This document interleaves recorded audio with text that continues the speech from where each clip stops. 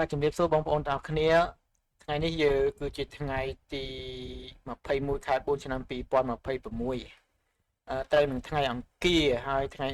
នេះដែរខ្ញុំនឹងលើកយកព័ត៌មានអន្តរជាតិជារួមប្រចាំថ្ងៃអង្គារនេះគឺតាក់ទងទៅនឹងការចរចារវាងសហរដ្ឋអាមេរិកនិងអ៊ឺរ៉ង់ហ្នឹងតើការចរចាហ្នឹងដំណើរការដល់ណាតើអាចដំណើរការទៅបានឬក៏មិនបានអញ្ចឹងខ្ញុំនឹងធ្វើការលើកយកសង្ខេបហើយនៅព័ត៌មានប្រចាំថ្ងៃតែម្ដងដែលខ្ញុំដកស្រង់ចេញពី BBC News ដូច្នេះបើសិនមកបងប្អូនចង់ដឹងថាដំណើរការដល់ណាហើយវាមានរឿងអីកើតឡើងខ្លះតើវាអាច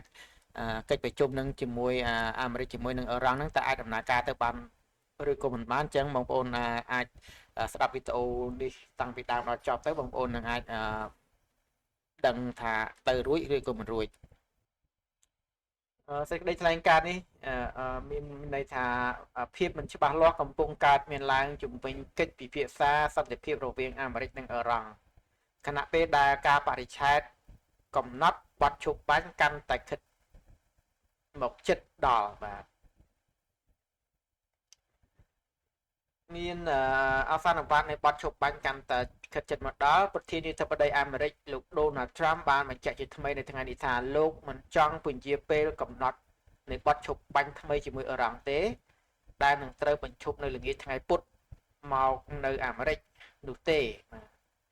លោកបានមានប្រសាសន៍ថាលោកគ្រោងនឹងធ្វើការទម្លាក់គ្រាប់បែកប្រសិនបើកិច្ចព្រមព្រៀងមិនអាចសម្រេចបានការពិភាក្សាអំពីសង្គ្រាមរវាងអាមេរិកនិងអ៊ឺរ៉ង់លោកត្រាំបានបង្ហាញទំនុកចិត្តថាទីក្រុងតេអេរ៉ង់គឺនៃទីក្រុងតេអេរ៉ង់ហ្នឹងគឺស្ថិតនៅក្នុងប្រទេសអ៊ឺរ៉ង់ហ្នឹងនឹងមកអង្គុយតុចរចាទោះបីជាមន្ត្រីអ៊ឺរ៉ង់បានអះអាងផ្ទុយពីនេះក៏ដោយយោងតាមប្រភពព័ត៌មានគេមិនទាន់ច្បាស់ថាតើអនុប្រធានាធិបតីជេរីវ៉ាន់នឹងចាក់ចេញទៅប្រទេសប៉ាគីស្ថាននៅពេលណានោះទេដើម្បីត្រៀមខ្លួនសម្រាប់ការចរចាជំវិញជុំទី2នោះខណៈដែលអ្នកសម្របសម្រួលគឺប៉ាគីស្ថាននិយាយថាអ៊ឺរ៉ង់មិនទាន់បានបញ្ជាក់ពីការចូលរួមនៅឡើយទេបាទដូច្នេះនៅថ្ងៃអង្គារនេះទាំងភាគីអ៊ឺរ៉ង់ទាំងភាគីសហរដ្ឋអាមេរិកគឺមិនទាន់បានទៅដល់ប្រទេសប៉ាគីស្ថាននៅឡើយទេក្នុងការចូលរួមកិច្ចប្រជុំនេះអញ្ចឹងយើងបន្តមកទៀតអាមេរិកឡើងត្រួតពិនិត្យលើនាវាក្រសួងការពារជាតិអាមេរិកនិយាយថាខ្លួនបានឡើងត្រួតពិនិត្យលើនាវាមួយគ្រឿងដែលរងទណ្ឌកម្មពីបទដឹកជញ្ជូនប្រេងឲ្យអ៊ឺរ៉ង់កាលពីយប់មិញនៅក្នុងមហាសមុទ្រឥណ្ឌាព្រឹត្តិការណ៍នេះបានកើតឡើងបន្ទាប់ពីអ៊ឺរ៉ង់បានទាមទារឲ្យដោះលែងនាវាដឹកទំនិញមួយគ្រឿងដែលត្រូវបានកងទ័ពជើងទឹកអាមេរិកចាប់កាលពីថ្ងៃអាទិត្យដោយអ៊ឺរ៉ង់បានបដិញ្ញានឹងសងសឹកវិញ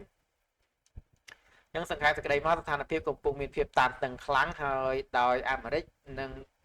គម្រាមប្រើកម្លាំងបាយទម្លាក់គ្រាប់បែកបើការចរចាមិនត្រូវគ្នាខណៈដែលសកម្មភាពយោធានៅលើផ្ទៃទឹកកំពុងកើតមានឡើងបន្តបន្ទាប់បាទអញ្ចឹងស្ថានភាពគឺអត់ទាន់ប្រសើរឡើងទេហើយកិច្ចចរចាក៏អត់ទាន់ច្បាស់ដែរអញ្ចឹងបងប្អូនមកស្ដាប់ពីភាគីប៉ាគីស្ថានវិញតើប៉ាគីស្ថានមានគំនិតមានយោបល់យ៉ាងម៉េចបាទអញ្ចឹងប៉ាគីស្ថាននិយាយថាអ៊ឺរ៉ង់នៅមិនទាន់បញ្ជាក់ពីការចូលរួមក្នុងកិច្ចពិភាក្សាសន្តិភាពជុំទី2នៅឡើយទេ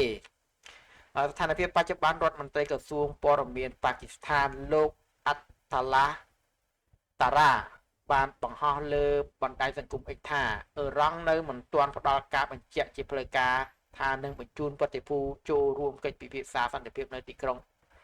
អ៊ីស្លាមាបាតក្នុងសប្តាហ៍នេះនៅឡើយទេប៉ាគីស្ថានកំពុងព្យាយាមខ្លាំងក្នុងការបញ្ចុះបញ្ចូលអ៊ឺរ៉ង់ឲ្យដើរតាមផ្លូវការទូតពេលវេលាដ៏សំខាន់លោកបានបញ្ជាក់ថាបទឈប់បាញ់បច្ចុប្បន្នរវាងទីក្រុងតេអេរ៉ង់ហើយនិងវ៉ាស៊ីនតោននឹងត្រូវបញ្ចប់នៅវេលាម៉ោង 4:50 នាទីព្រឹកនៅថ្ងៃពុធមកនៅប៉ាគីស្ថានឬត្រូវនឹងម៉ោង 7:50 នាទីយប់នេះមកនៅអាមេរិកការសម្រេចចិត្តរបស់អ៊ឺរ៉ង់ក្នុងការចូលរួមចរចាមុនពេលបទឈប់បាញ់ត្រូវបញ្ចប់គឺចំណុចដ៏សំខាន់បំផុតការអំពាវនាវពីប៉ាគីស្ថានរដ្ឋមន្ត្រីការបរទេសប៉ាគីស្ថានលោក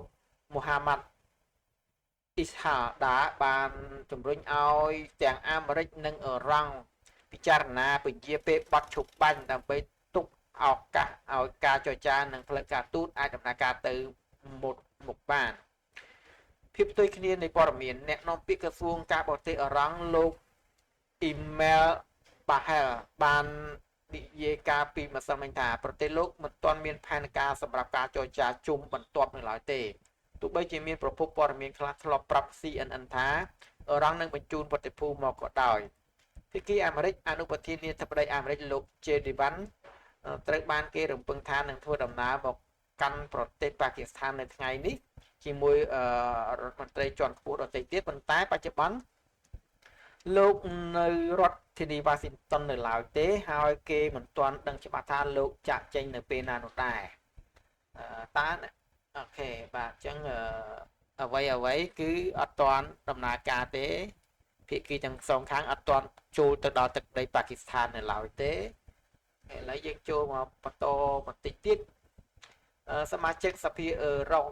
សមាជិកសភាអឺរ៉ង់ច្រានចោលការចរចាជាមួយអាមេរិកលុះត្រាតែបញ្ហាបិទ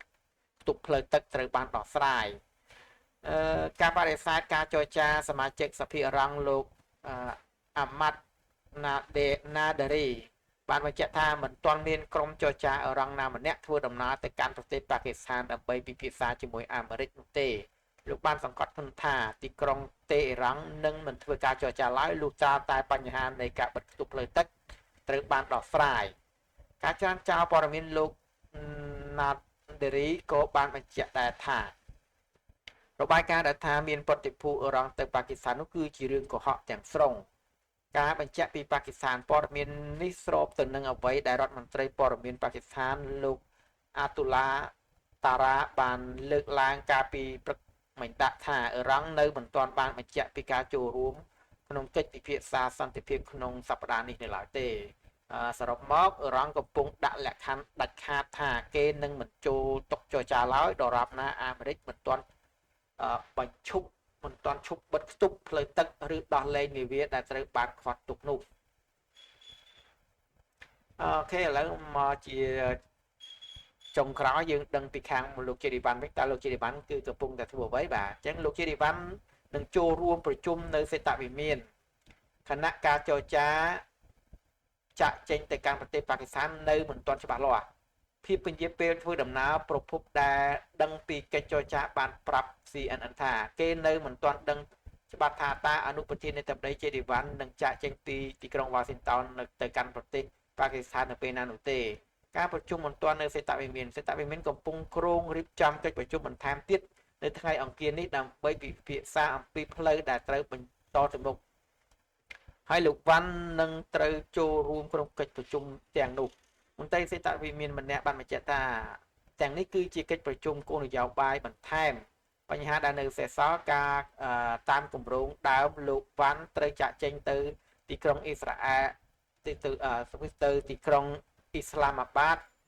នៅព្រឹកថ្ងៃអង្គារប៉ុន្តែសំណួរដ៏សំខាន់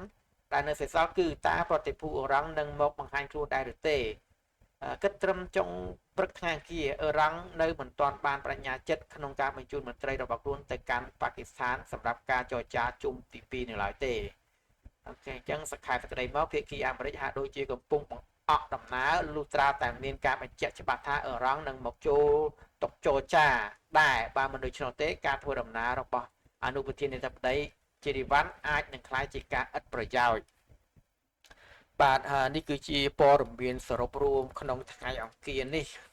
គឺតាក់ទងទៅនឹងការចរចាដំណើរការចរចារវាងសហរដ្ឋអាមេរិកនិងអ៊ឺរ៉ង់នៅប៉ាគីស្ថាននៅទីក្រុងអាស្មាបាតបាទដូច្នេះបើតាមព័ត៌មានសង្ខេបរួមទាំងអស់មកគឺបង្ហាញថាភាគីទាំងពីរអត់ទាន់ស្រុកស្រួលគ្នាទេហើយអត់ទាន់មានភាគីណាម្នាក់បានចូលទៅកាន់ទឹកដីប៉ាគីស្ថាននៅឡើយទេគិតត្រឹមម៉ោង10យប់ថ្ងៃអង្គារនេះមកនៅប្រទេសកម្ពុជាយើងអូខេដូច្នេះអញ្ចឹងបងប្អូនដំណើរការនេះប្រហែលជាមិនអាចទៅរួចទេប្រសិនបើដំណើរការចរចាមិនអាចទៅរួចគឺមានតែសង្គ្រាមកើតឡើងនោះទេពីព្រោះត្រាំបាននិយាយឲ្យថាប្រសិនបើការចរចាមិនដំណើរការមិនបានលទ្ធផលអញ្ចឹងគាត់នឹងធ្វើការទម្លាក់គ្រាប់បែកទៅក្នុងប្រទេសអ៊ឺរ៉ង់ទៀតហើយ ហើយពេលនោះសង្គ្រាមនឹងផ្ទុះឡើងទៀតហើយបងធ្វើឲ្យតម្លៃប្រេងរបស់យើងនឹងកើនឡើងបន្តទៀតដោយបច្ចុប្បន្នតម្លៃប្រេងគឺកំពុងស្ថិតនៅប្រមាណជា$90ក្នុង1បារ៉ែលហើយស្អែកអាចនឹងហក់ឡើងថែមទៀតនៅពេលដែលតម្លៃប្រេងហក់ឡើងគឺប្រាក់ដុល្លារក៏កើនឡើងខ្ពស់ដែរប្រាក់ដុល្លារពេលដែលប្រាក់ដុល្លារឡើងគឺធៀបនឹងមាសអាចនឹងធ្លាក់ចុះដូច្នេះមាសអាចនឹងធ្លាក់ចុះនៅពេលខាងមុខអរគុណច្រើនជម្រាបលា